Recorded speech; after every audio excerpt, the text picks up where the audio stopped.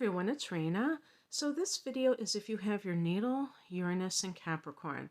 I'm just using the years that this occurred as in my title. So you will have to listen up right now if you don't know exactly what your Uranus is in yet, because I'm going to give you the exact dates. February 14th, 1988 through May 26, 1988, December 2nd, 1988 until April 1st, 1995, and then June 8th, 1995 until January 12th of 1996. So I just did a video on Uranus in Aquarius. Some of you, if you didn't know until now, are probably that. By looking at the different gaps of time here, it's obvious to me that there were periods where it went in 1988 when it went back into Sagittarius, and then in 1995 when it went into Aquarius. So definitely look at, I think I did one on Uranus and Sag. So that you could look at that one if that's where you think that you might be, or if you already know that you are. So anyway, when we're talking about Uranus, which is the ruler of Aquarius, we're talking about this 11th house energy in astrology, which deals with the collective. So, and also technology inventions, innovations, which to me are like inventions. And it's all about this idea of being progressive in many ways. Progressive in thought, so the person is ahead of their time. They're kind of thinking beyond whatever is the societal norm of the day. And, inventions are invented by people who are not satisfied with what exists now.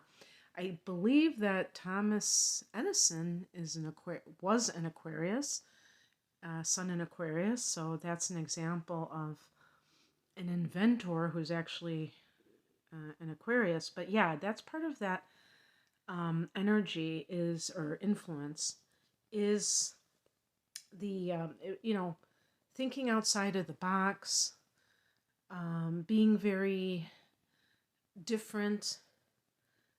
And here we have it in the sign of Capricorn, which is ruled by Saturn and is about structure. But it's very interesting because having just done this type of video for Uranus and Aquarius, the sign that Uranus rules, is co-ruled by Saturn. So some of those things that I said for that sign are totally true for this particular sign of Capricorn, because Capricorn, and we could say because it's ruled by Saturn, is about structure.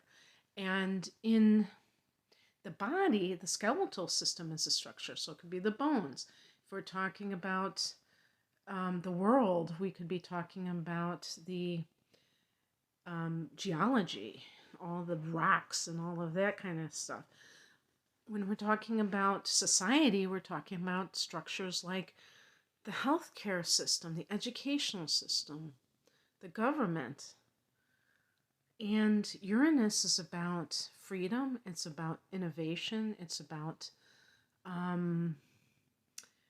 unconventional kind of behaviors. So when you bring those two together, that could indicate people who are interested in kind of revamping these areas of life, and even just living, even if you're not interested in a job where you're kind of like revamping the educational system, you might just want to provide your kids with a different type of education. Now, the dates that I've given you, speaking of kids, the older of you are millennials, No, I think all of you are millennials, because I think the millennial generation is until 1997, from 82 to 97.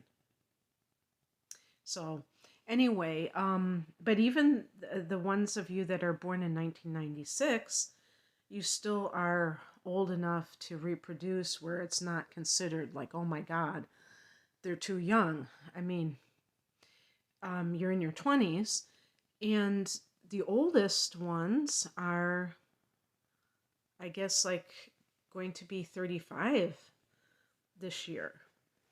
And so um, there's a there are more people homeschooling these days, and there's actually something called unschooling, if you've ever heard of that. And it's funny because when I first heard of that, I thought, oh my God, that's going too far. But now that I have learned more about it, I totally understand why people do that kind of thing. And you may know exactly what I'm talking about when I say unschooling, because you may be interested in alternative versions of these things in life. So it's not that you want to just completely get rid of structure.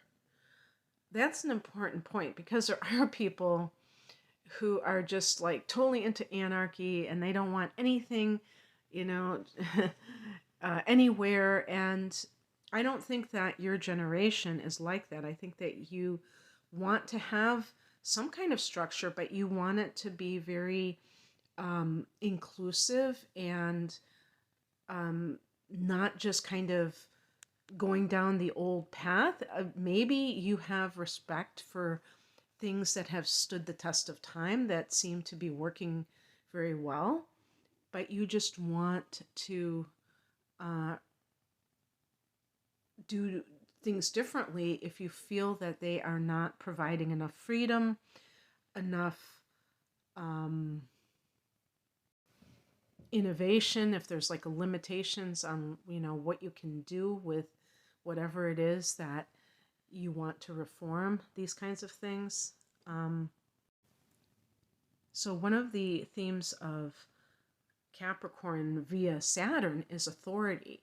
Well, we've been talking, or not me, I don't want to include me in this, but there's been talk of defunding the police and things like that, because that's the authority figure in our society.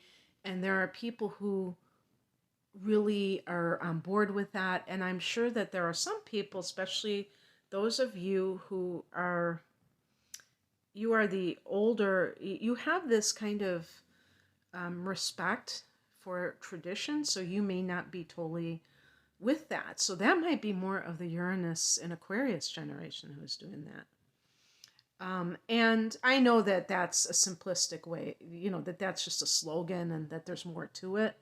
But I'm just talking about it in general, is that you and the those that follow you may have that as kind of a sticking point, where you are more likely to take the traditional point of view and say, no, you know what, we need to have police. They serve a purpose. Yes, there are some bad apples, but there are, we can't just totally do away with that kind of thing. And if it's all about law and order in general, about authority, you might say something similar, that we have to have some semblance of structure in our society. We can't just let everything go to the dogs. Whereas the Uranus in Aquarius generation might say, it's not working, so let's just, kick it to the curb. Actually, I didn't characterize it with that generation, because I do think that we always need people who are kind of the catalysts for pushing us into new directions. So they definitely serve a purpose, and you serve a purpose too, though. And the other thing that is really important to note about your generation is this generation, this period of time from 1988 until 1996, is a period when personal, like home computers, were first introduced. I mean, there are always like these tech geeks that probably had like really early stuff going on. But I mean, like when I think about that period of time, yes, and this is the precursor to the you know, actual internet based computers. I'm just talking about like word processors and then computers themselves. And you may have been very, or your parents may have um, introduced these into the household, or you just absorbed it through osmosis. The reason when I do these types of readings, I'm not just talking about what you personally are doing now, but what kind of seeds might have been planted through the society that you were born into. And if the oldest ones of you were born in 1988, then there was a lot going on by then that was technologically connected, and it just gained major speed by the time the mid 90s rolled around. So you who are the youngest, born in 1995, I was mentioning another video. That was the first year I actually went on the internet. And I think, and I feel like I'm talking about cranking up the Victrola, you know, those old record players or gramophones or whatever.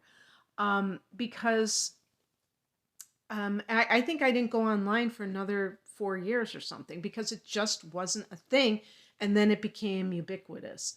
So these kinds of innovations, they took over our lives so quickly that once YouTube came out, it was like it always existed. YouTube is really not that old. You know, I totally remember, you know, when I joined, it's not 20 years old. I think it was like 2004. And Facebook was 2005. I remember joining it when they first started. They used to have Google videos. I mean, I think it was 2005. YouTube isn't 20 years old. And the last 18 years have gone by very quickly, let me tell you. So the thing is that you have, all of you remember before YouTube because you're all born before then. But the point is that you still had computers as a big part of your life. That's another big important thing to mention. So when I talk about these systems that are in place, the technology that Uranus represents is definitely connected to them. And we can talk about everything, checking out at the grocery store, self-checkouts, everything that we have. I mean, I was working in a health food store as late as 2001, and we were still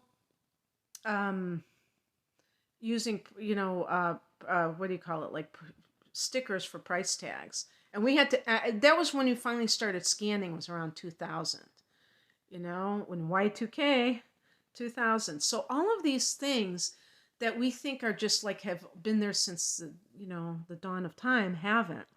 And you have been there for a major shift in society. So that's why I was saying in the other video with Uranus and Aquarius that I love when I see people who I consider young, like even somebody who's 35 I consider young, and that they're reading physical books, because I was always told that physical books were going to become extinct once Kindle came around, and didn't happen.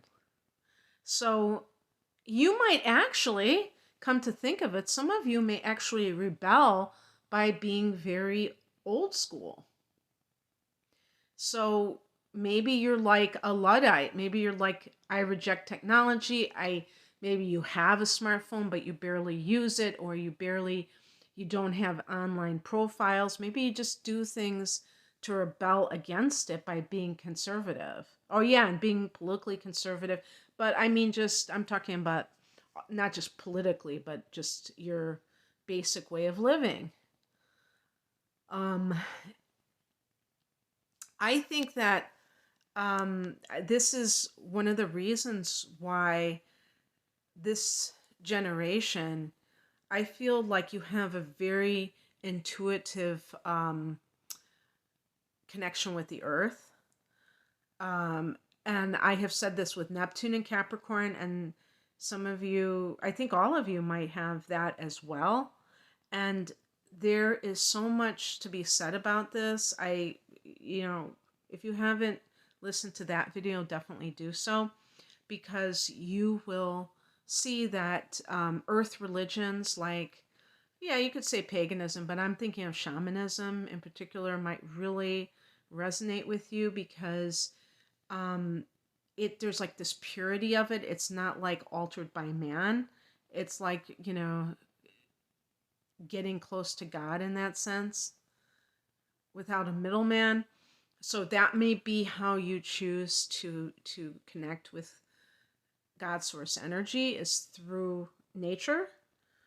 And you may have like a very strong connection maybe with plants or other, like, I think this is one of the reasons why veganism really flourished, is because the idea of plants and dealing with things of the earth um, is very appealing, but you're also very intuitive, having that Uranian connection.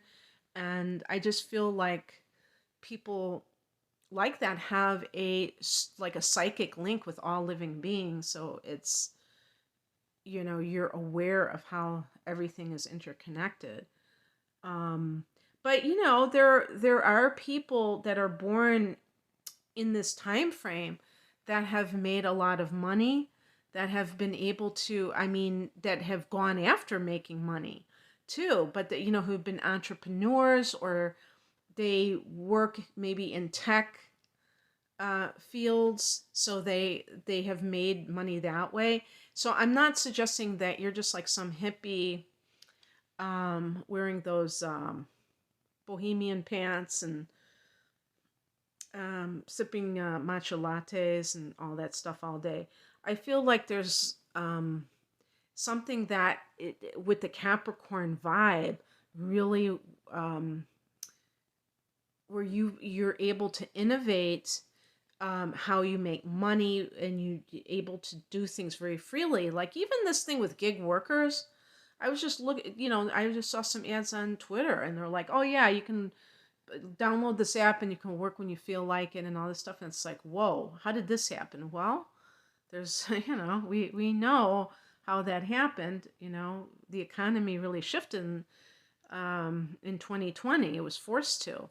But there were some people who were already, um, they already had the infrastructure in their own lives.